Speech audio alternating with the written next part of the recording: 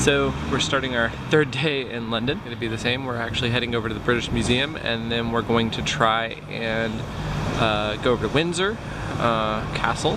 So lots to do.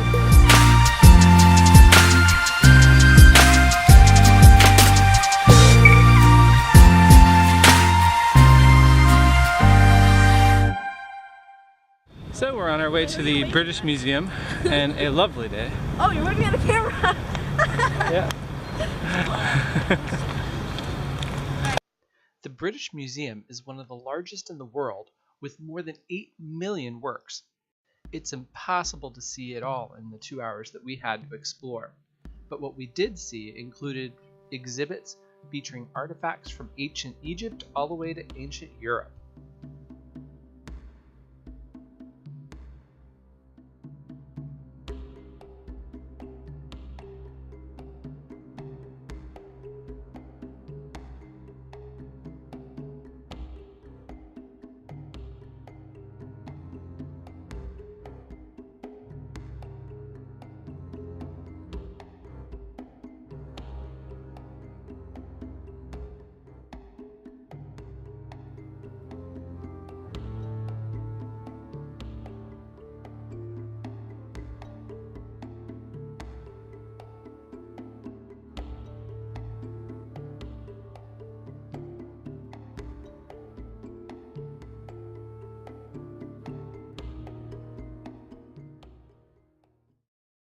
After a quick trip on the underground, we're back up on top to one of the more iconic sites in London. So this is Westminster Abbey, where Kate and William got married. Besides weddings, many very prominent people are buried here. From a science perspective, both the late great Charles Darwin and Isaac Newton are entombed here.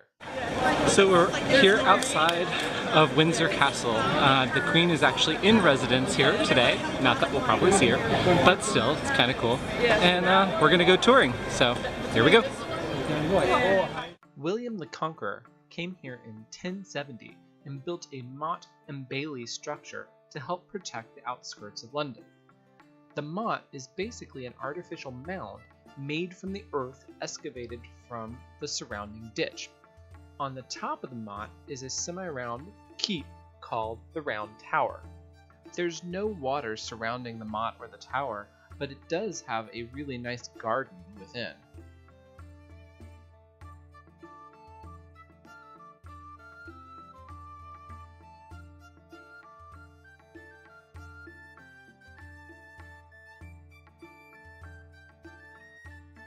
The motte is enclosed by 2 walled-off courtyards, or baileys, which in Windsor they call wards. We are walking into the upper ward that is associated with the monarchy.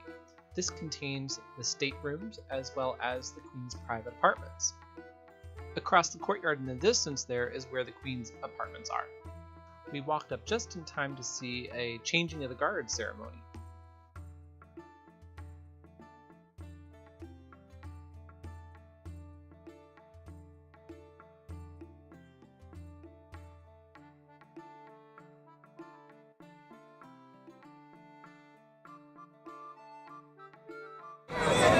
So here we are at the palace. This is, you found me! It's Cortesia and Bianca. The Queen is in residence right over there somewhere, and we just got to see a little changing of the guard action, which was kind of cool too. So, did you guys go through all the apartments in there? Yes. Pretty awesome, wasn't it? Yeah. Yeah, much richer than we are. Ever will be. We know the Queen is actually in residence because there's the royal standard on top of the Round Tower. Now we're going to head down into the lower ward, and I'll let our tour guide tell us a little bit about it. The lower ward is connected with something called the Knights of the Order of the Garter. This is the emblem of the Knights of the Order of the Garter, and the Knights of the Order of the Garter is the oldest and highest chivalric award in the United Kingdom. This means that it was formed in 1340, so it's very, very old, but it's the highest honour that the monarch can bestow upon somebody. You've probably heard of people like Sir Elton John or Sir Richard Branston. They are knights, they've been knighted by the Queen and given an honour, but they're knights down here. They're the Order of the British Empire, yeah? Knights of the British Empire. The Knights of the Order of the Garter is up here. It's a very high honour. And it's so high, in fact, there are only ever 24 Knights of the Order of the Garter at a time. So it's dead man's shoes. One dies, they can make another one. 24 knights, the heir to the throne, who is Prince Charles, and the monarch, making a total order of 26 people. Just to show how few there have been, the 1000th Knight of the Order of the Garter ever was created in 2011 or 2012, I can't remember, I'm afraid. But that person was Prince William. So he's the 1000th Knight ever. This is St. George's Chapel in the Lower Ward and is considered the spiritual home of the Order of the Knights of the Garter. As we were leaving out of the Henry VIII Gate, it was such a beautiful day out. People were out enjoying the sun all over around Windsor.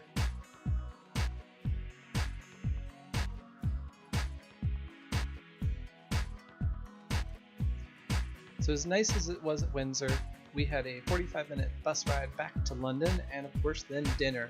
On this night we were at a serve yourself Thai restaurant, which was actually really good.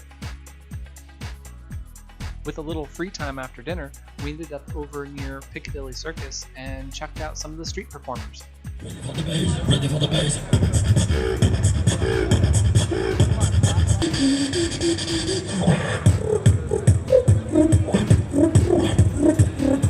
So, end of day 3. We started off the day at the British Museum, which was incredible. The Rosetta Stone, I mean, been hearing about that since I was a kid, right? Then we went to Windsor Castle, and Windsor was amazing to see. A functioning castle with the Queen in it, I think was cool enough. But then all of the rooms, all the decor, all the grandeur inside the apartments, very neat. And we're heading back a little early because tomorrow's going to be a really long day. A lot coming up in the next day. So until then, bye. This was an epic trip, so remember to check back for more parts as I post them. And if you enjoyed the video, remember to click that like button and of course subscribe for more adventures.